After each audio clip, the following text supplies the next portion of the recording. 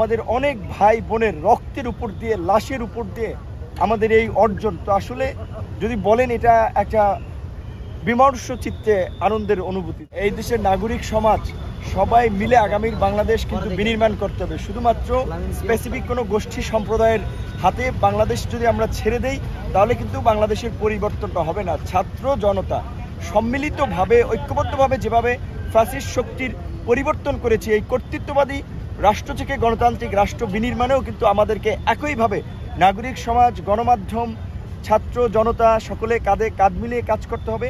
আজকের দিনে আমরা একদিকে আনন্দিত, আরেকদিকে বেদনা বিধুর যে আমাদের অনেক ভাই বোনের রক্তের উপর দিয়ে, লাশের উপর দিয়ে আমাদের এই অর্জন। তো আসলে যদি বলেন, এটা একটা বিমর্ষ চিত্তে আনন্দের অনুভূতি। আমি আশা করি অন্তর্বর্তীকালীন সরকার আজকে গঠনের মধ্যে দিয়ে আগামী কালকে থেকে বাংলাদেশে যে কিছুটা চলমান বিশৃঙ্খলা, প্রশাসন এবং রাজপথে আজকে সম্পদ লুটতরাজ হচ্ছে, জনগণের উপরে হামলা হচ্ছে, ডাকাতি হচ্ছে, এটা বন্ধ হবে। এবং অন্তর্বর্তীকালীন সরকার কিভাবে রাষ্ট্র মেরামত করবে, নির্বাচন কমিশনের পুনর্গঠন, বিচার বিভাগের পুনর্গঠন, বিভিন্ন সাংবিধানিক প্রতিষ্ঠানের পুনর্গঠন এবং একটা অবাধ, সুষ্ঠু, নিরপেক্ষ নির্বাচনের রূপরেখা তারা জাতির সামনে উপস্থাপন করবেন। তাদের একটা নির্দিষ্ট সময় তারা জাতির কাছে চাবেন। রাজনৈতিক দলগুলো, নাগরিক সমাজ, আমরা তাদেরকে সেই সময়টুকু দিব আগামীর বাংলাদেশ বিনির্মাণ করতে। আমরা এত হাজার হাজার শহীদের রক্তের লাশের উপর দিয়ে সেই নতুন বাংলাদেশের গড়ার প্রত্যয় নিয়ে আমরা আজকে